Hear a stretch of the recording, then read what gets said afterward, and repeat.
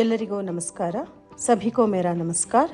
ಭಾಷಾ ಸೇತು ಕನ್ನಡದ ಮೂಲಕ ಹಿಂದಿ ಕಲಿಕೆಯ 5ನೇ ದಿನಕ್ಕೆ ತಮಗೆಲ್ಲರಿಗೂ ಸ್ವಾಗತ. ಹಿಂದಿ ಶಬ್ದಗಳ ಪರಿಚಯ ಮುಂದುವರೆದ ಭಾಗವಾಗಿ ಯಹ್ ಅನ್ನುವಂಥ ಶಬ್ದ ಸಂದರ್ಭಕ್ಕೆ ಅನುಸಾರವಾಗಿ ಇವನು, ಇವಳು, ಇದು ಈ 3 ಅರ್ಥಗಳಲ್ಲಿ ಪ್ರಯೋಗ ಆಗುತ್ತೆ. ಲಡ್ಕಾ, ಲಡ್ಕಾ ಅಂದರೆ ಹುಡುಗ.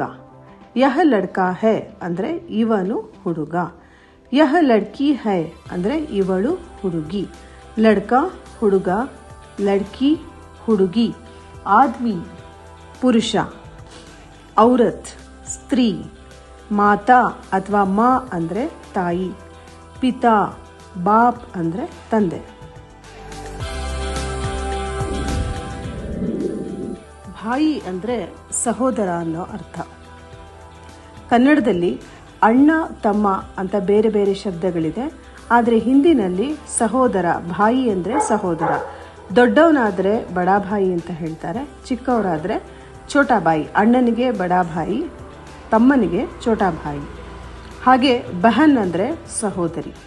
ಬಡಿ ಬೆಹನ್ ಅಂದರೆ ಅಕ್ಕ, ಛೋಟಿ ಬೆಹನ್ ತಂಗಿ. ಸಾಸ್ ಅಂದರೆ ಅತ್ತೆ, ಸಸುರ್ ಮಾವ. ಬಹು ಸೊಸೆ.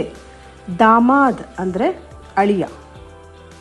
ತಾಯಿಯವರ ಆಶೀರ್ವಾದ ಅಂತ ಹೇಳಬೇಕಾದ್ರೆ ಹಿಂದಿಯಲ್ಲಿ ಮಾ ಕಾ ಆಶೀರ್ವಾದ್, ತಂದೆಯವರ ಆಶೀರ್ವಾದ. ಪಿತಾಜಿ ಕಾ ಆಶೀರ್ವಾದ್. ಜಿ ಅನ್ನೋದು ಗೌರವ ಸೂಚಕವಾದ ಶಬ್ದ. ಪಿತಾಜಿ ಕಾ ಆಶೀರ್ವಾದ್ ಅಂದರೆ ತಂದೆಯವರ ಆಶೀರ್ವಾದ. ಪಿತಾಜಿ ಕಿ ಜಾಯ್ದಾದ್, ತಂದೆಯವರ ಆಸ್ತಿ.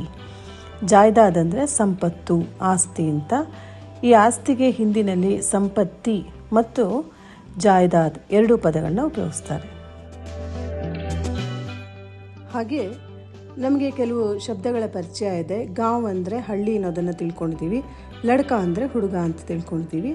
ಹಳ್ಳಿಯ ಹುಡುಗ ಅಂತ ಹೇಳಬೇಕಾದ್ರೆ ಗಾಂವ್ ಕಾ ಲಡ್ಕ. ಹಳ್ಳಿಯ ಹುಡುಗಿ, ಗಾಂವ್ ಕಿ ಲಡ್ಕಿ. ಹಳ್ಳಿಯ ವ್ಯಕ್ತಿ, ಗಾಂವ್ ಕಾ ಆದ್ಮಿ. ಹಳ್ಳಿಯ ಹೆಂಗಸು, ಗಾಂವ್ ಕಿ ಔರತ್. ಇದರ ಜೊತೆಗೆ ನಾವೇನಾದರೂ ಇವನು ನನ್ನ ಹಳ್ಳಿಯ ಹುಡುಗ ಅಂತ ಹೇಳಬೇಕಾದ್ರೆ ಯಹ ಮೇರೆ ಗಾಂವ್ ಕಾ ಲಡ್ಕಾ ಹೈ, ಯಹ ಮೇರೆ ಗಾಂವ್ ಕಿ ಲಡ್ಕಿ ಹೈ. ಯಹ ಮೇರೆ ಗಾಂವ್ ಕಾ ಆದ್ಮಿ ಹೈ, ಯಹ ಮೇರೆ ಗಾಂವ್ ಕಿ ಔರತ್ ಹೈ, ವಹ ಮೇರಿ ಮಾँ है, वे मेरे पिताजी हैं. ಯಹ್ ಅಂದರೆ ಇವನು, ಇವಳು, ಇದು ಅಂತ ಅರ್ಥ. ವಹ್ ಅಂದರೆ ಅವನು, ಅವಳು, ಅದು. ಇದು ಅಂತ ಹೇಳೋದು ಹತ್ತಿರದಲ್ಲಿರುವಂಥ ವಸ್ತುಗಳಿಗೆ, ಅದು ಅಂತ ಹೇಳೋದು ದೂರದಲ್ಲಿರುವಂಥ ಒಂದು ವಸ್ತುವಿಗೆ. ಕಡೆಯದಾಗಿ ಆಜ್, ಇಂದು, ಈ ದಿನ ಅಂತ ಹೇಳಬೇಕಾದ್ರೆ ಹಿಂದಿಯಲ್ಲಿ ಆಜ್ ಅಂತ ಹೇಳ್ತೀವಿ. ನಿನ್ನೆ ಅಂತ ಹೇಳೋದಕ್ಕೆ ಕಲ್, ನಾಳೆ ಅಂತ ಹೇಳೋದಕ್ಕೂ ಕೂಡ ಹಿಂದಿಯಲ್ಲಿ ಕಲ್ ಅನ್ನೋ ಶಬ್ದನ ಉಪಯೋಗಿಸ್ತಾರೆ. ಸಂದರ್ಭಕ್ಕೆ ಅನುಸಾರವಾಗಿ ಕಲ್ ಅಂದರೆ ನಿನ್ನೆ ಅಥವಾ ನಾಳೆ ಅನ್ನೋದನ್ನು ಅರ್ಥ ಮಾಡ್ಕೋಬೇಕು.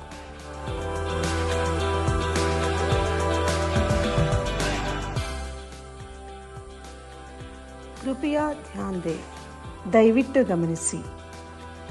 ಈ ಒಂದು ವಾಕ್ಯವನ್ನು ನೀವು ರೈಲಿನಲ್ಲಿ ಸಂಚಾರ ಮಾಡುವಾಗ ಖಂಡಿತ ಕೇಳಿರ್ತೀರ. ಕೃಪಯಾ ಧ್ಯಾನ್ ದೇ ಅಂದರೆ ದಯವಿಟ್ಟು ಗಮನಿಸಿ.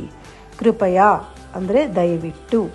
ಧ್ಯಾನ್ ಗಮನ, ಗಮನ ಕೊಡಿ, ದಯವಿಟ್ಟು ಗಮನಿಸಿ ಅಂತ ಹೇಳಬೇಕಾದ್ರೆ ಹಿಂದಿಯಲ್ಲಿ ಕೃಪಯಾ ಧ್ಯಾನ್ ದೇ ಅಂತ ಹೇಳಬೇಕು. ಈ ದಿನದ ಭಾಷಾ ಸೇತು ಇಲ್ಲಿಗೆ ಮುಕ್ತಾಯ ಆಗುತ್ತೆ. ಎಲ್ಲರಿಗೂ ಧನ್ಯವಾದ. ಸಭಿ ಕೋ ಧನ್ಯವಾದ. ನಾನು ಡಾಕ್ಟರ್ ಕರುಣಾಲಕ್ಷ್ಮಿ KS. ನಮಸ್ಕಾರ.